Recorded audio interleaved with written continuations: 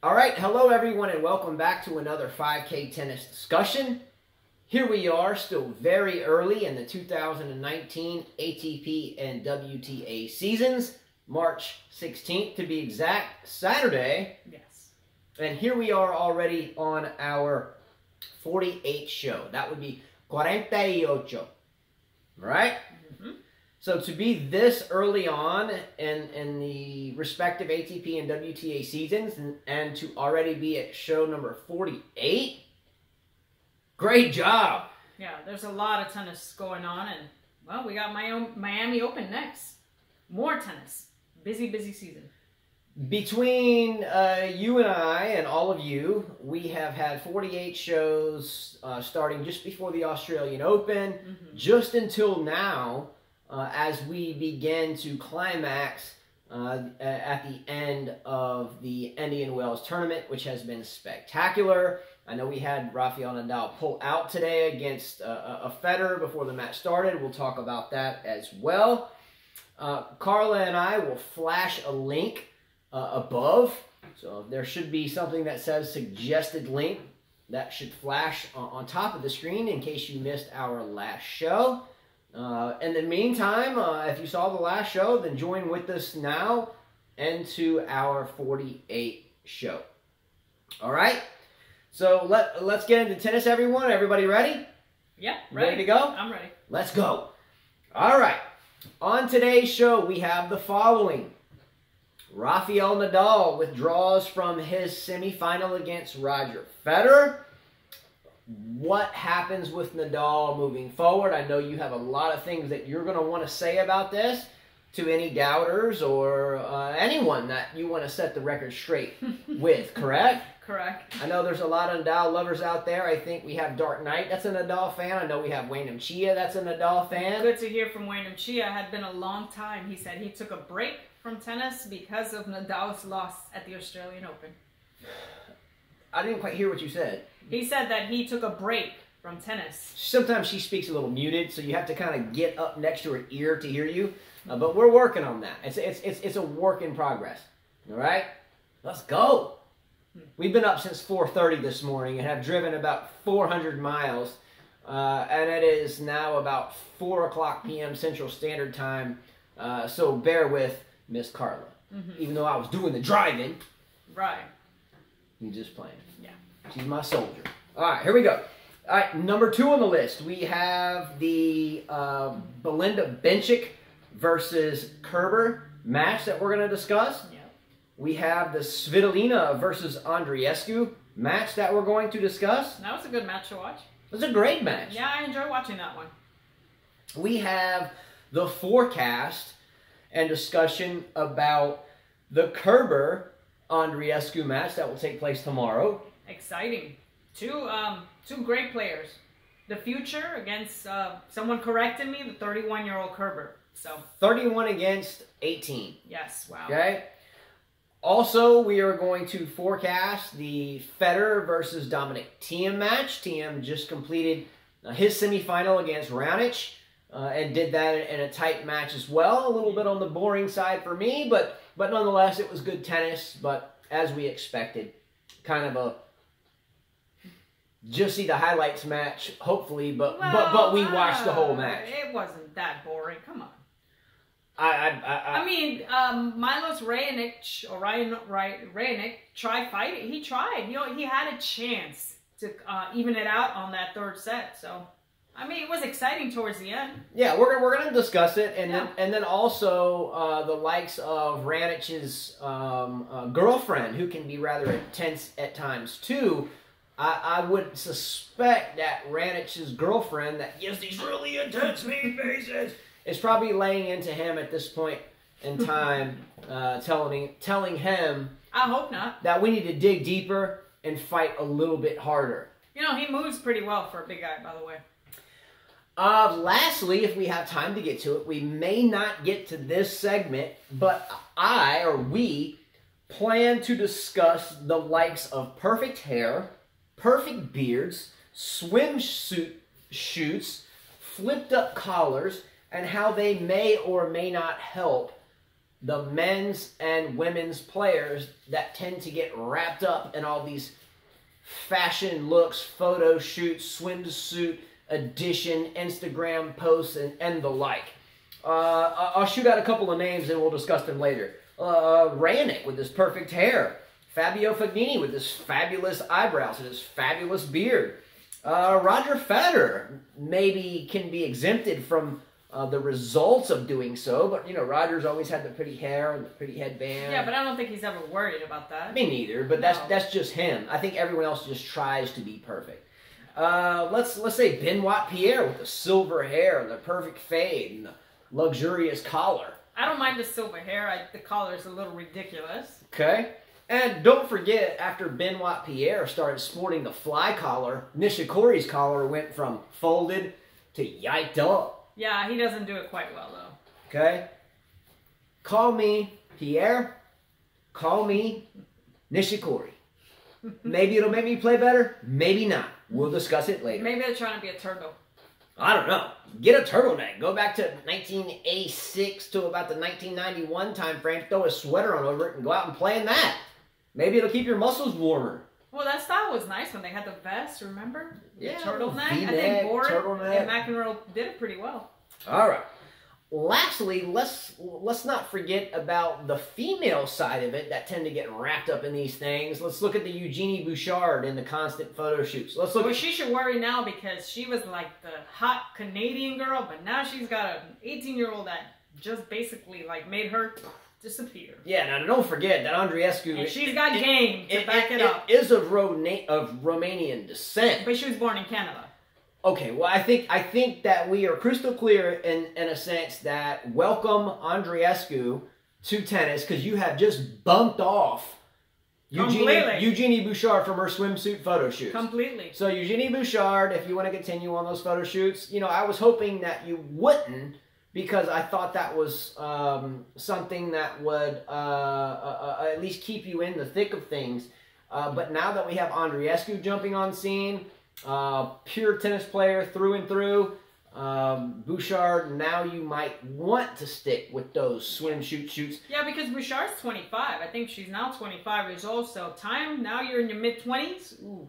I mean, particularly myself as a male, I don't particularly care for her swimsuit shoots either. I don't think that's what her... Well, we'll talk about it later. Yeah, we'll get into that. To me, Bouchard's a good player, and unfortunately, after the 2014 Wimbledon final, she kind of... Faded away. Yeah. Kind of like Kornikova, right? Yeah, Kornikova, she cared more about... the swimsuit shoots. Yeah. All right, so let's go ahead and jump right into tennis action. And let's start currently with Rafael Nadal withdrawing from his semifinal match against Roger Federer today. Carla, where does this event place Nadal moving forward? I wasn't shocked. I don't think many fans of his were shocked that he actually withdrew or, withdrew from this tournament. We saw him play against Khachanov, and he called the trainer for his knee, and he was complaining a bit. Kind of perched up against the fence post or the net post, stretching his knees out. Knee pain is tough, as you know. Honestly, for me, I don't see it as anything negative for him. He needs to save his body, and he's not playing the Miami Open. He said he won't be playing until Monte Carlo, and that's in mid-April. Very smart in his part. He's 32 years old, going to be 33 in June. He needs to save his body. His type of game is grinding and very bad on his body. So he depends a lot of, his tennis is a lot of defense, a lot of running. Very smart in his part. Hard courts are tough on the knees. I don't see it as something bad. He's just being smart about it. If you want a longer career, you need to start picking your tournaments. All right. I'm going to open up. I'm not bummed out by it at all. I'm going to open up the vernacular here on what Nadal is dealing with or maybe dealing with, and that is knee issues. I personally am an expert on dealing with knee issues. Patellar tendonitis, to be exact, for myself, torn meniscuses, and let's just say that I have been down this road numerous times on both knees and currently deal with patellar tendonitis on both knees.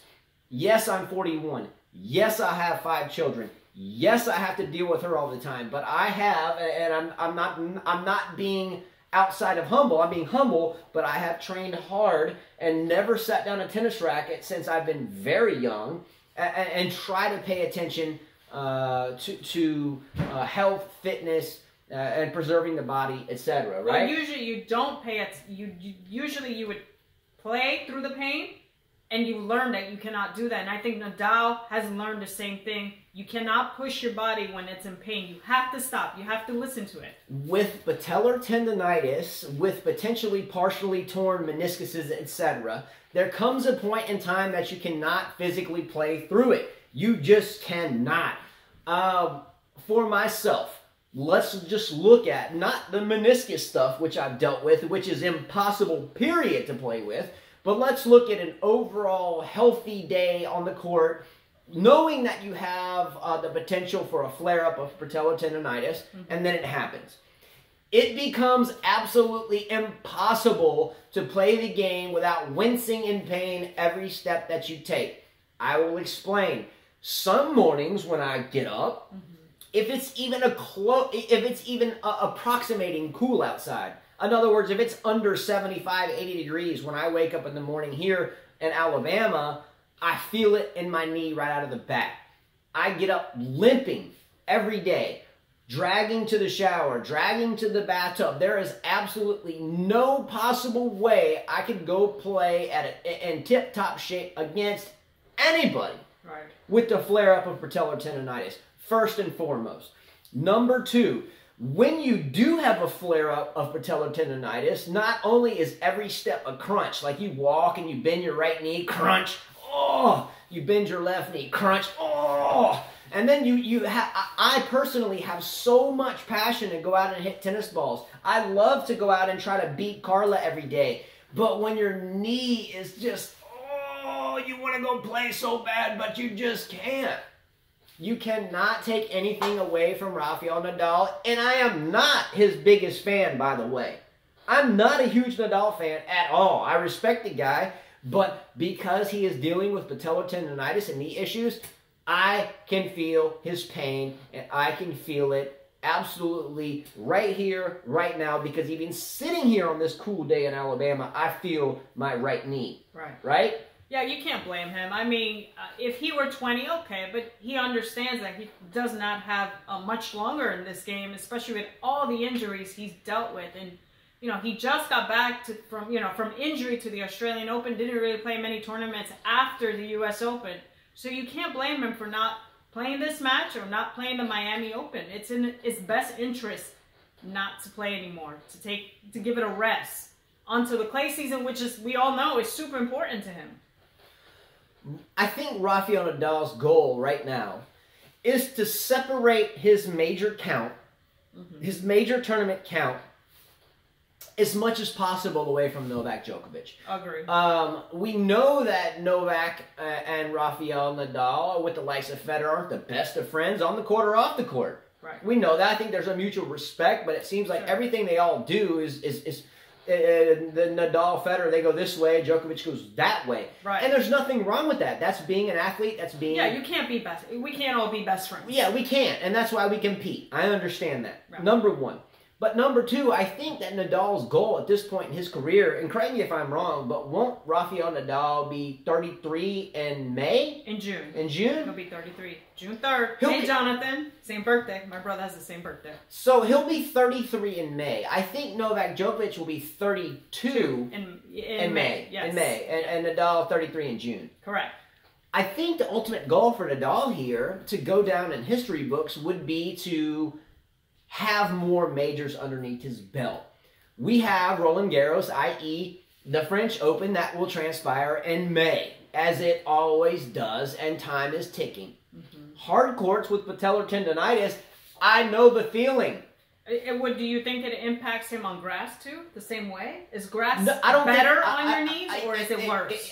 I've played on real grass maybe a handful of times in my life. I've played on AstroTurf with kind of a sandy coating on it maybe 24 times in my life here in Alabama when the tennis center had AstroTurf courts back in the late 80s and early 90s. It is more forgiving on the knee. But when you have patellar tendonitis, and you're on a hard court, you might as well go down the street on the middle of the pavement and run a marathon with shoes with hardly any soles left in them, because it is going to hurt. It's going to be a constant pounding on the knee. And if Nadal did not withdraw from this semifinal match against Federer, which there's no way he could have given it his all, if he had not, which as I understand, he already withdrew from Miami, right? Yes, he's not. He said he's not playing until Monte Carlo. And that's not till April. So he's going to rest the knee and let the flare-up of the patellar tendonitis cool down, and then get back onto the softer court with the likes of Madrid, Monte Carlo, and the run-up to the French Open. Smart, right? Smart on his part. Smart move. You can't hate on Nadal for this. Again, if I had never gone through knee issues to the point of debilitating myself from even getting out of bed in the morning, and this just didn't start for me. I've been dealing with this for a while, and I used to try to push through it and try to be, macho man Randy Savage, on the court. But eventually I would get hurt worse. Yes. I'd want to go out, let's go, let's fight, come on.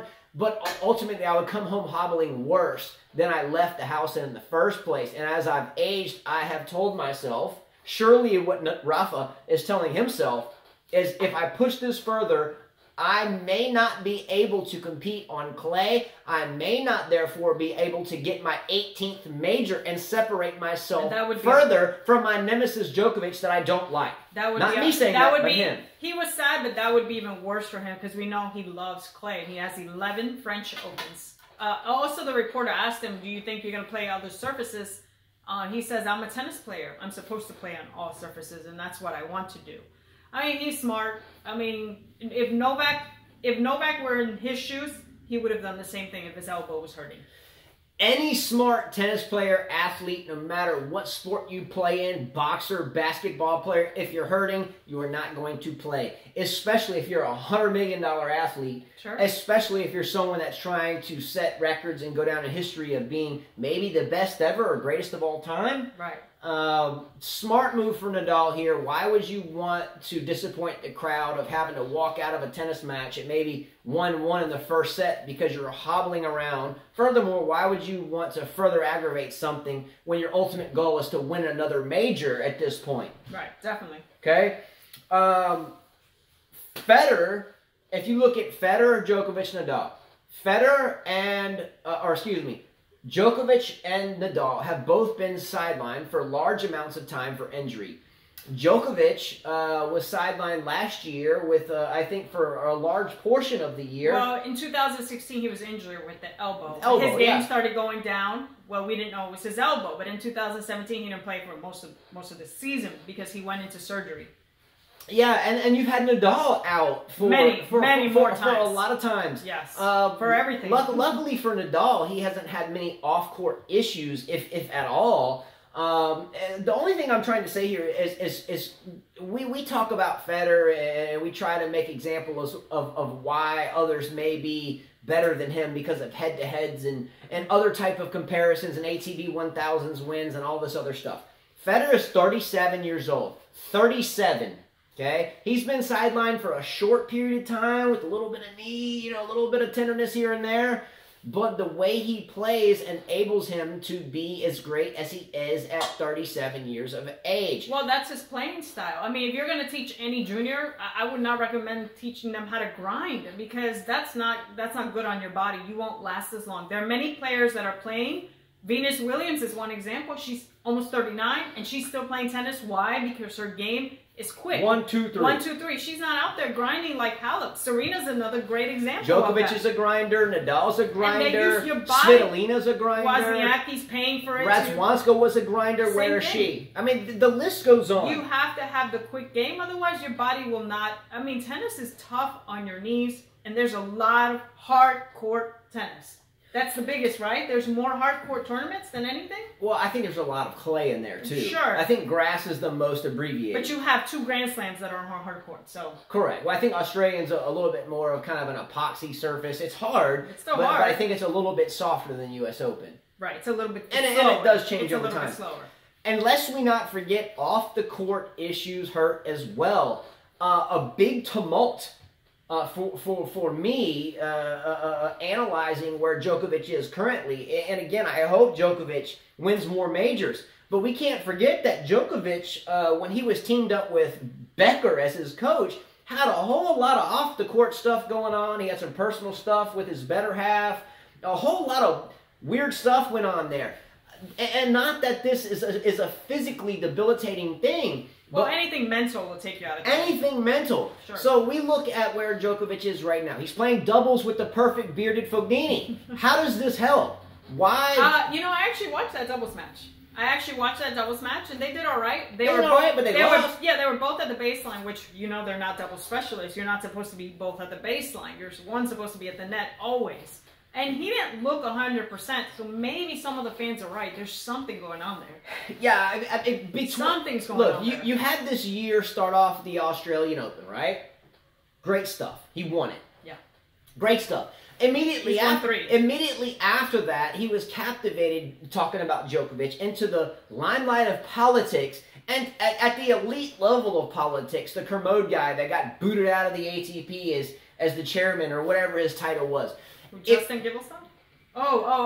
Okay, yes. Yeah, yes. I guess the president that's voted in or whatever is... He's not going to be reelected, yes. So he was so wrapped up in that, and if you're trying to be the greatest of all time and to catch Roger Federer's 20 majors and you're wrapped up in off-court politics, you're not thinking right. You're not. Well, let's see why have Nadal and Federer steered clear of it, less just passively talking about it when they're asked about it? Why, if you were trying to attain 20 majors, 5 or 6 more in the next couple years before your grinding body wears out, would you get wrapped up into politics? Absolutely crap coaching probably came from the lines of Boris Becker's vibe. And I love Boris Becker. He was one of my... Boris Becker's not his coach. I'm just saying. Okay. But this whole contaminated thought process, in my opinion, started there. And I'm not going to get there. Boris Becker is one of my favorite tennis players of all time, and I don't even know why I threw that out there. But every time I would see Becker on the sidelines when he was playing... He has too much drama. Boris Becker drama. Yeah, his personal life has so when I saw Novak Djokovic wrapped up into the whole off-court issue, I understand it still has to do with tennis. But if you want to get to the politics of tennis with Justin Gimelstob, who I think beat some guy up when his... I don't even know the whole story. And I'm not going to go there. But if you want to hang out with Gimelstob, who's a dweeb in my opinion, class act dweeb, quote me on that. Gimelstob, dweeb. If you want to sack up with that, then that's great. But the chances of you overcoming Roger Federer's 20, getting involved with that stuff right now, it's not going to happen. Well, I think that we did say, a lot of fans said he'll pass 20, but again, to pass 20, you have to be healthy, which is tough to do. Right now, in my opinion, and I'm a Djokovic fan, I'm going to go ahead and tell you, if Djokovic, if you want to continue to deal in off-court politics, which has nothing to do with but money and ego, okay, number one, if you want to deal in that, there's no shot you will ever come close to Roger Federer's 20 or pass it at 21, nor will you ever even surpass Rafael Nadal's. I suggest you pipe it down, pay attention to the on-court stuff, get away from the politics, deal with that when you're 55 or 60 or look like Becker. Okay. Okay? Well, let's see how Focus on tennis and not the off-court stuff. You're not even qualified to deal with that. Let's see what happens. Fires me up even talking about it. Let's see what happens at the Miami. Squandered this tournament. Squandered it dealing with off-the-court stuff. But listen, he was rusty too. Whatever, man. Hadn't played Fight harder than that, Djokovic. Stay away from stupid politics. Okay. Move forward. Okay. All right. The next match that... Wait, quick. Poll question. After that rant, okay? Poll question. Is Rafael Nadal, after his withdrawal with Roger Federer today, still the favorite to win the French Open? I think so. I mean, he's smart. Don't push your body if it's in pain right now. He's done it before where he's taken a break, come back, and win. I think Federer did the same thing. Took a 6-month break and then won the Australian Open, right? In 2017. All right, next match. Get 15 majors and all of a sudden you want to become president of tennis. Well, he was president. Just give it a break. He was president before that, Justin. But go ahead. Whatever. I'm a fan. I'm sorry. Okay, well, I like Djokovic, and I see him looking like crap right now because he's focused on stuff that goes on off the court. Stay on the court. Otherwise, get out. Next match. Bencic versus Kerber. I'm sorry. I'm a Djokovic fan. Well, and he looks like crap right now because he's dealing with off-the-court stupidity like he looked when he was being coached by Becker. Okay, Angelique Kerber from Germany defeated Belinda Bencic in pretty straightforward in 2 sets, 6-4, 6-2. We knew that Kerber was going to be very tough on Bencic. You know, she's been hot in this tournament. Has been okay during the beginning of the season, but she proved that she's still hungry at 31 years old. Yeah, at 31, Kerber went right through Bencic. By the way, I hope we see a lot more from Bencic. I think she's, what, 21, She's 22? 21, and she's got a whole future to look ahead. And she came off an injury, Yes. you know, last year. But Kerber was just too much here. Yes. And she sailed right through this. She did. I think we discussed this yesterday. Yeah, we said it would be Andreescu and Kerber. The next match that we watched was the 18-year-old, soon to be 19, Bianca Andreescu from Canada take out Elena Svitolina from Ukraine in 3 long sets. This was a grinding match. Yes, she actually elevated Svitolina's game in this tournament. She made her hit more balls. She made her put more pace into the shots because usually she doesn't. So she made Svitolina work, and poor Monfils, he looked like he was worried for his better half. Welcome to the household name rodeo, Andreescu. Yeah, this girl can hit. She can hit the ball really hard from both sides. I didn't see a weak side for her. I mean, for an 18-year-old, she can hit the forehand just as and the backhand just as hard. She can slice. She can volley. She can hit overheads. She can drop shots. She has some beautiful drop shots that just kind of, you know, took Svitolina by surprise. She would come with a drop shot when she least expected it. Really well played. She looked like she was cramping in that 3rd set from a lot of running. It didn't look like it. She was cramping. She was cramping. So, I mean, Svitolina had her chances, but, you know, she didn't quite take them. And good for her for staying into mentally, because most of the time, you know, you have a teenager that will basically give in. She kept fighting and fighting and fighting and fighting, and this is an opportunity for her to win her first title, and this would be her biggest tournament. Her prize money is like around $300,000, so this would be her biggest paycheck. I think, wasn't it Simona Halep from Romania as well? And again, I know Andreescu is Canadian, but she has Romanian roots. And that's one of her favorite players. Was it not Simona Halep that asked Andreescu to stop playing the junior and smaller tournaments because she was ready to play majors? Yeah, she did that, and now where is she? Yeah, Andreescu had won 2 Easter Bowls back to back, and you know she was doing really well. And she got to hit with her favorite player, one of the players she idolized, and Halep basically told her, "You need to start playing in the Pro Tour. You're ready." So good for her for taking her advice. Yeah, great for her. By the way, By the way, Kleisters is another one of her idols, and she kind of plays like her. Well, Kleisters was from Belgium, yeah. But they kind of have the same style. Think about it. Similar flag too. Yeah, think about it. For me, and no disrespect to Svitolina, I'm not a fan of counter punchers in tennis. No first serve. Svitolina is a counter puncher with the likes of the Wozniackis, the Rizwanskas, the Chris Everts, and so many more. And believe me, there's a great strategy behind that. Svitolina got out to an early lead. I think it was 3-0 in the first set. Andreescu got the jitters out and just started going pounding. Started pounding the ball. Got a little shaky in the second and dropped that set. And then it was even a little rusty in the 3rd set. And Andreescu started cramping up, but she found a way to win. By the way, Andreescu is a strong girl. She's a strong, very strong. I know you and I have both read the past couple of days that, you know, people that don't know what the heck they're talking about are saying Andreescu has this chunky face or whatever. Well, are you guys crazy? This girl She's a teenager. They forget that when you're a teenager, you still have that baby look in your face. Yeah, it's called baby fat. You lose it as you get a little bit older, but that's normal in a teenager. This girl is absolutely built and ripped up for this game. If you're looking at her face and thinking she is chunky, quote unquote, then you are a fool. I saw a few people call her chunky. I was like, wow. Look at the game of tennis.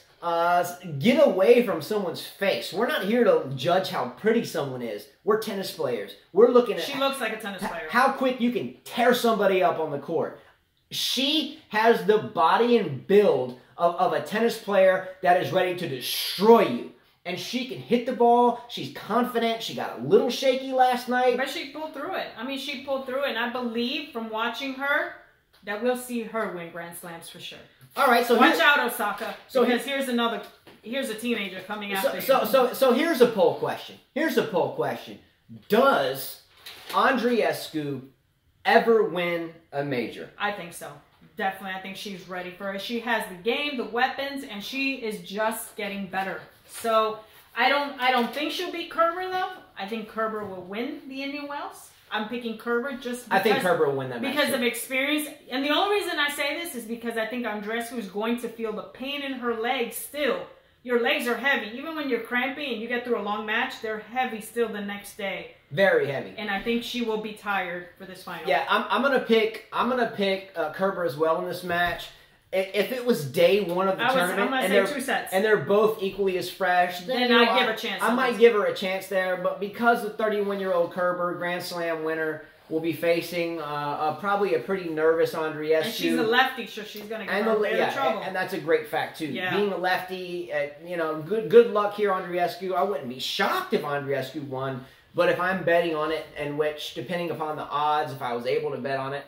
Well, if Andreescu wants to win this match, she better come out 1-2-3. She better not get into the grinding match with her because she's going to feel the pain in her legs. By the way, for this Indian Wells tournament, I had a Federer versus Kyrgios final. This is before the tournament started, with Federer winning. And I had a Kerber versus Serena final, with Serena winning. Okay? I'm only mentioning this because we do prize giveaways. We do a first place prize and a second place prize. I didn't put that much effort into picking this, but with Federer winning tomorrow, if he wins, I would have qualified to win my own tennis racket.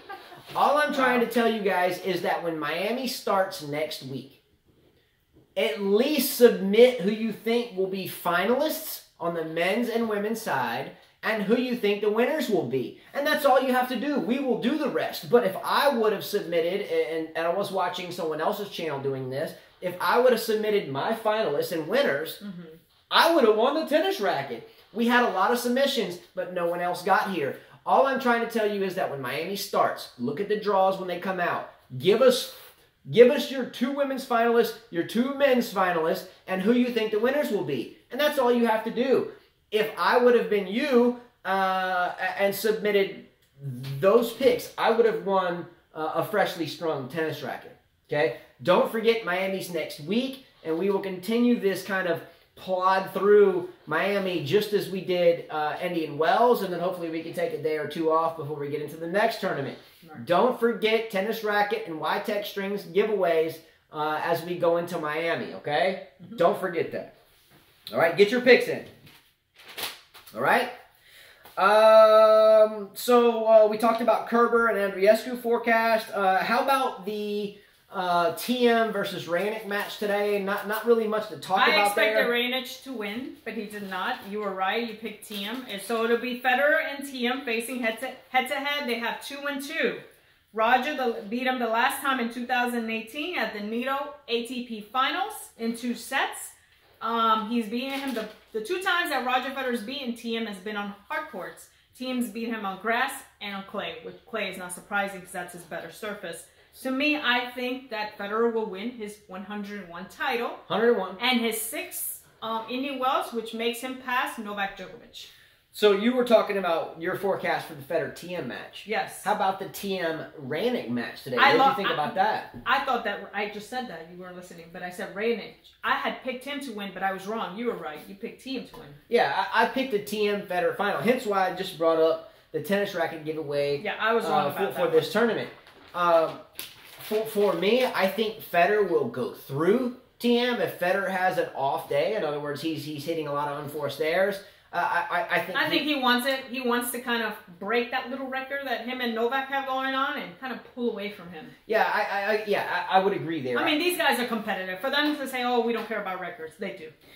They care a lot. They care a lot, especially Federer. And especially now, because you have the whole off-court politics, what Djokovic just pushed out Nadal and Federer's boy. Plus, this will be you know there's some animosity this there. will be a great thing. This will be another 1000s Masters to add to Federer's pile. Total. Since everybody's so, they're all into the 1000s. Who wins the most? So this will be another one for Federer. Yeah, please don't think I'm harping on Djokovic today. I'm a Djokovic fan. I think he'll do fine. Hence why I'm harping on him. He'll do fine at Miami Open. I don't know that he'll win it, but he'll do fine. Let's see what the But at this point right now, with Djokovic engaged in doubles with perfect beard and eyebrow Fognini, and by the way, Fognini hit a pretty impressive shot. Around the net post, whatever. Ooh, that was impressive. Trick shots don't win tournaments. Trick shots just win you camera shots. This is which way you keep a pretty beard. Well, I can tell you I don't like Fognini, never have. Don't care for his game. Don't care for his look. Don't care for his perfective demeanor. Just get out there and play tennis. We're not worried about how perfect your beard is. Well, Justin, we didn't talk about the poll. We had a poll question yesterday if Serena would win another slam. Yeah. 80% of you said yes. 20% said no. Well, I can tell you what, with the likes of Andreescu and the Vondrousovas and the Yastremskas and all these other young players that are coming up, I am beginning to doubt it if it doesn't happen soon. I think if Serena does not win Wimbledon or the U.S. Open this year, I think you might want to counter out. Okay. I mean, she's won 23. 23, or does she have to get 24 to catch Margaret Court? Mm-hmm. So she's at 23. Oh, she's done all. No one will ever pass that. I mean, geez, she lost to the Italian girl at the U.S. Open a couple of years ago. Many before the baby. That was a couple. It wasn't many. It was like 2 or 3 years ago. Let me tell you something. Somebody that knows... Who is she? Not Panetta. What was her name? Who was the Italian girl that beat Serena in the semifinals when Drake was in the audience watching? Not Panetta... Roberta Vinci. Yeah. How you gonna lose that one? And she hasn't won one since. Has she? Yeah, she was pregnant. She beat her sister in Australia. Just saying, she better hurry up. Because Andreescu, Vondrousova, Yastremska, the list goes on. There's a lot. Well, she's got to get 100% shape. All right. Anyway, as we move forward to end this show, real quickly. Does perfect hair, perfect beards, perfect eyebrows, swimsuit model shoots, bikini shoots, flared collars, does any of this, or silver hair like Benoit Pierre, does any of this help your game? Well, it doesn't. You got an example of Dimitrov, who... Pretty boy Dimitrov. Hasn't helped him. Everybody called him... You got Bouchard. That hasn't helped her. And Sloane Stephens, if she's thinking about that, not helping her. Look, number one... Milos Raonic. I have a list He's not a pretty boy, though. That's just how he does his hair. Milos Raonic, when he combs his hair, man, it looks like you've got 3 bottles of gel in that stuff. Maybe. Okay? Number one, lay off the gel. You might be able to move quicker. That's his style. You might be able to move quicker. You cannot criticize somebody's style. The gel has to weigh you down on the court. No. That's number 2, Benoit Pierre. Silver hair, flared collar. His problem is smashing rackets. So, how does this look? Silver hair, flared collar, smashing rackets. That's his thing. Strike 1, strike 2, strike 3. You're out! Number 3, she just mentioned it, pretty boy Dimitrov. He came on with the one-handed backhand. He was one of the only other big shots with the one-hander when Federer was kind of rolling through the thick of things. He got the connotation baby Federer. Man, he started getting the fade going on, looking all proper. I think he dated a couple supermodels in there. I think he dated Serena Williams at one point. And Sharapova didn't like it. What? Ultimately failed after that. He's in a roll today. Nishikori. He's not a pretty boy. He's far from that. Well, I'm not saying, but he got the flare collar. Far from it. But he's trying to fly with the collar and aerodynamically move him through the court to save his knees. But it has not worked aerodynamically. Put the collar down, Nishikori. Put the collar down. Fabio Fognini, perfect eyebrows, perfect beard, perfect headband. It's not helping. Might be an Italian thing because Barenti that has the same perfect eyebrows. So Roger Federer's the only one exempt from this list with his perfection because obviously he is quite perfect on the tennis court. Wow. Eugenie Bouchard, stay away from the swimsuit picture. She doesn't even have the body for it. She has some awful Instagram. And people really bash her. But yeah. Hey, I would concentrate on tennis because you can do that after. Look, Caprati made the same mistake. And she realized that she had to work hard to win her 2 Grand Slams. Sloane Stevens, stay away from the same stuff. You're a beautiful girl. We love your game. But since chocolate milk and swimsuits and dating other athletes, your game's gone. Stay away. Kornikova was an example. Learn from Kornikova. Oh, she made millions. Don't get wrapped up in it. I think she was smart to do that. Nick Kyrgios going on the tennis court with basketball jerseys and carrying his tennis shoes in his hand and wearing Jordans on the way out.